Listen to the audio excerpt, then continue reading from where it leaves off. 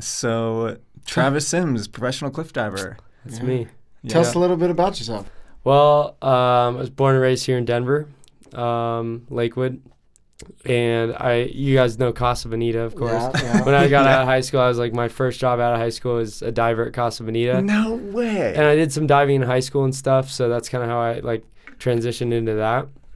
And after that, like after high school, I never even really thought that I was going to be diving anymore, like especially competitively. But then that job kind of all of a sudden fell into my lap. And I was like, cost me a cliff diver. Heck yeah. Like anyone who's from Colorado. Beats a job. Like, yeah. Anyone not from Colorado thinks it's only a South Park joke. Yeah, exactly. They don't realize it's a real place. It's a real place? Yes, it's real. But yeah, so like that job, and I went there as a kid, just like anyone from Colorado. Like I went there as a kid every single birthday, anytime that I could. Yeah.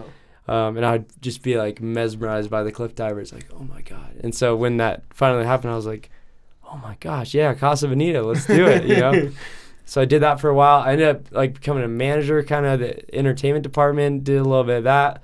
But then I was going to Metro State at the time, or what do they call it now? Whatever it is. Now, Denver. CU Denver. CU Denver. Something. Yeah, I was going there while I was working at Casa Bonita, decided to take a year off school. And then I decided to go to Grand Junction to Colorado Mesa University. Sick. I was doing some diving over there, but I only went there for a year. I just kind of realized that college wasn't for me at that point. And then pretty much after that, I started traveling. I got basically like this, I got recruited to do these high dive shows around the country. The first one I did was in Pennsylvania at a little Amish-themed amusement park called Dutch Wonderland. Yeah, it was crazy. It was like this little amusement park in like the Amish capital of the United States. There's Dude, it's probably like right next to Woodward then. Yeah, it's like there's horse and buggy parking like at at the stores. There's like handicap, horse and buggy, and then all the rest of the parking. It's crazy. But yeah, so I did a dive show there. Basically what it is like a big tall radio tower that goes like 70 or 80 feet up, and then they have diving boards and then a couple other platforms, and that show is basically shaped like a castle, and there's like a theme to the show, and basically we would just jump off the boards, do some flips, and there's kind of like a a show. It was like Casa Bonita, if you Yeah, it's like just like a little skit, a diving version of medieval times. Yeah, exactly. Basically, but Casa Bonita is like 20 or 30 feet. How did you go? Yeah. Did you dive higher in school, or how did that transfer? Some of the guys I met at Casa Bonita, they actually started taking me cliff diving because I had been jumping off cliffs. There's this spot in Morrison. It's like really small. It's not like a real cliff diving spot, but it was just jumping off cliffs into the river. And then when I was working at Casa Bonita, some of those guys took me out to like Green Mountain Reservoir and some of those other spots.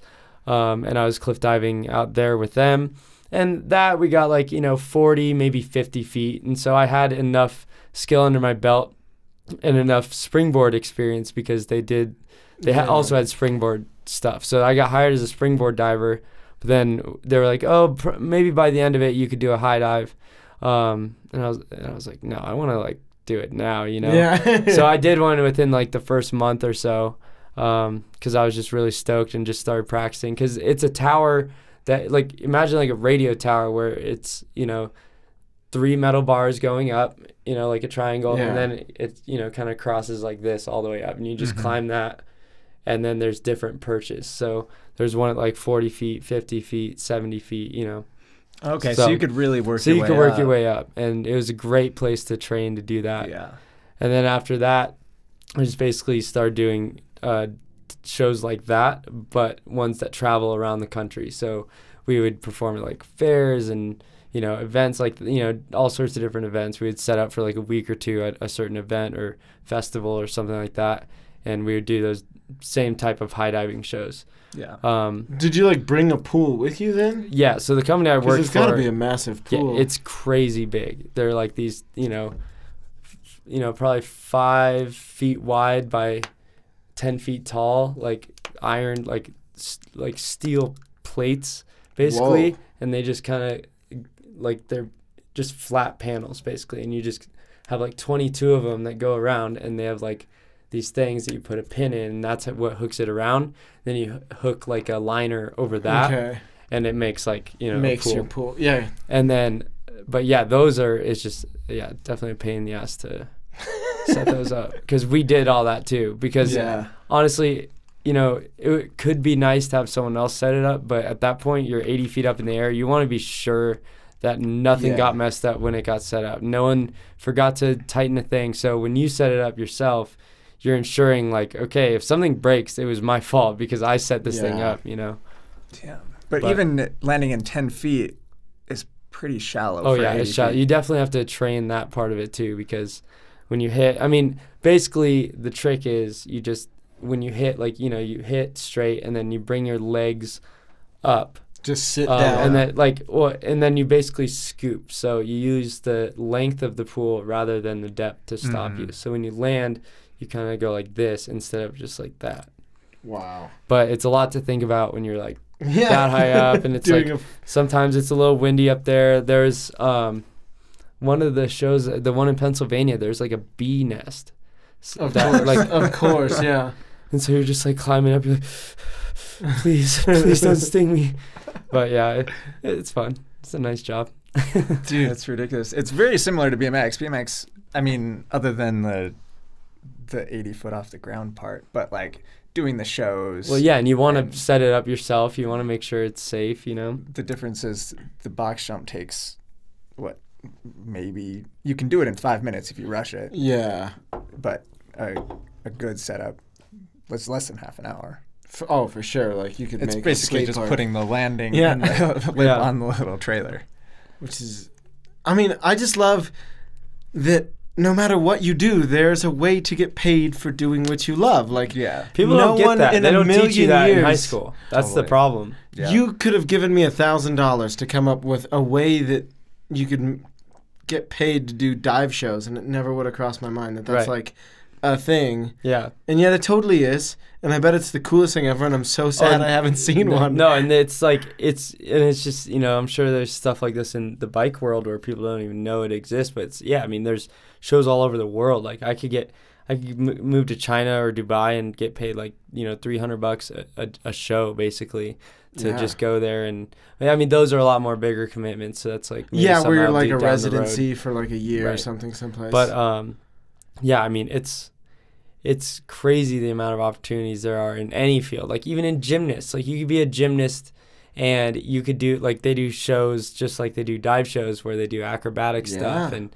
you know, there's trapeze, and there's, you know, there's so many things. And I think people definitely get brainwashed on the fact that it's like, okay, you have to go to college to know what you want to do. And it's like, I think it's like the opposite. You need to know what you want to do before you go to college, because otherwise, you know, you're just stuck in this perpetual system of being told what to do and what to want. Absolutely. And like, I just want everyone to know that no matter what it is that you're into, if you get good at it, you can get paid for it. Like, it doesn't matter. It's so wild. Yeah. But I'm truly convinced of that fact. Like, if you're good at knitting, like, you could absolutely make like a killing knitting somehow. I promise it's real. Like, totally. Yeah, and that's like been my huge realization, is that like you really just need to follow what you love. Sometimes it'll put you on the ground, sometimes it'll kick your ass a little bit, but so will, you know, getting a normal job, 9 to 5, normal life. You know, like the happiest people I know are the ones that, you know, just do what they love and have fun every day. And that's, you know, that's what it's all about, really.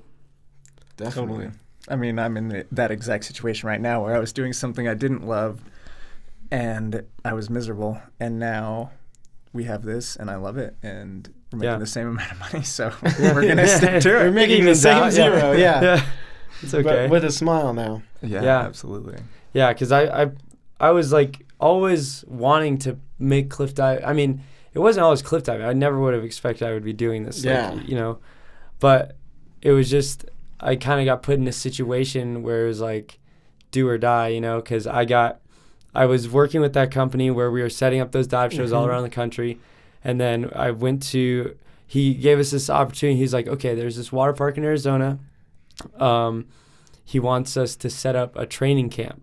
So I want you and a couple other high divers that work for him to, set up this training camp, and we'll, advertise and get people to come out and pay money to do a week-long training camp to learn to be a high diver. Which I was like, okay, like maybe there's not that big of a market for people, and then especially if they're going to be paying like $500 to come out to this kind of in the middle of the desert place.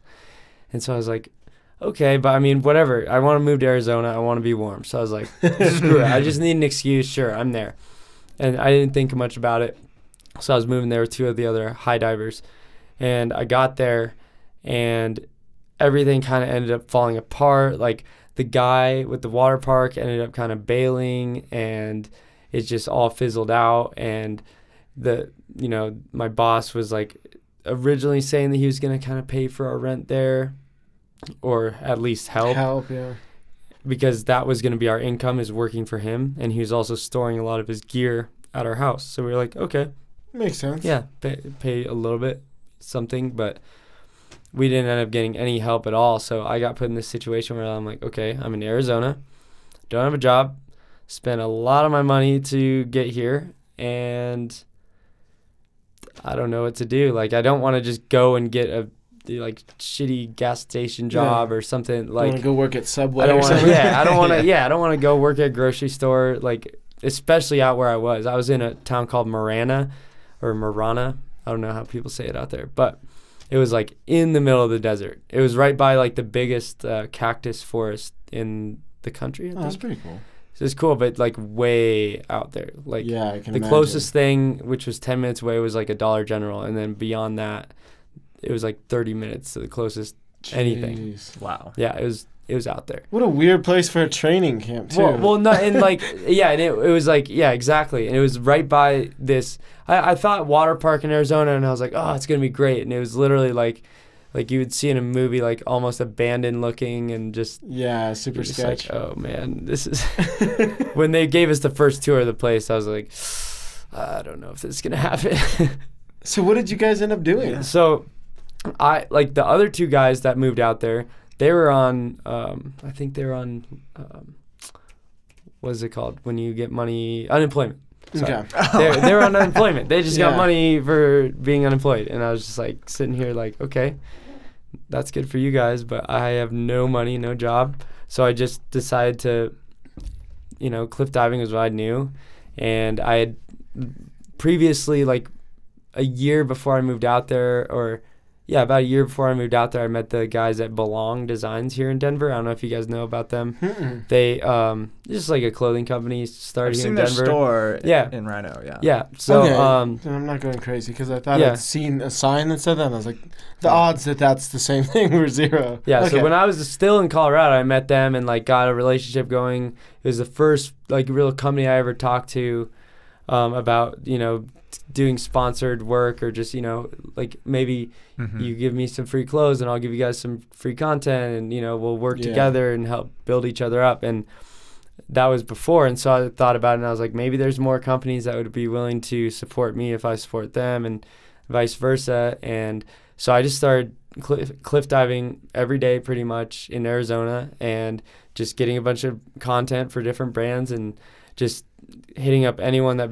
would be willing to trade, money for content, or even, whatever it may be. If you needed something. Yeah, and there was like a couple companies I linked up with. There was some app, and there's actually 2 apps. The 2 first ones I did were 2 different apps. They paid me for some. One of them was it's called Shutta app, SHUTTA, and it was just basically like you take a video on your phone. I think I've heard if you want to take a screen grab from a video on your phone, if you do it on your phone and like press the screenshot button, it takes away the quality. So if you have a high quality video and you screenshot it on your phone, it automatically takes the quality down. Yeah. So this app makes it so you can, take any frame of your video and, screenshot it, but it doesn't do the quality. Oh, that's decrease. cool. Yeah. That's actually super cool. Yeah. So I did some stuff for them, send them a bunch of content, tried to promote them a bunch. They paid me. Another app paid me.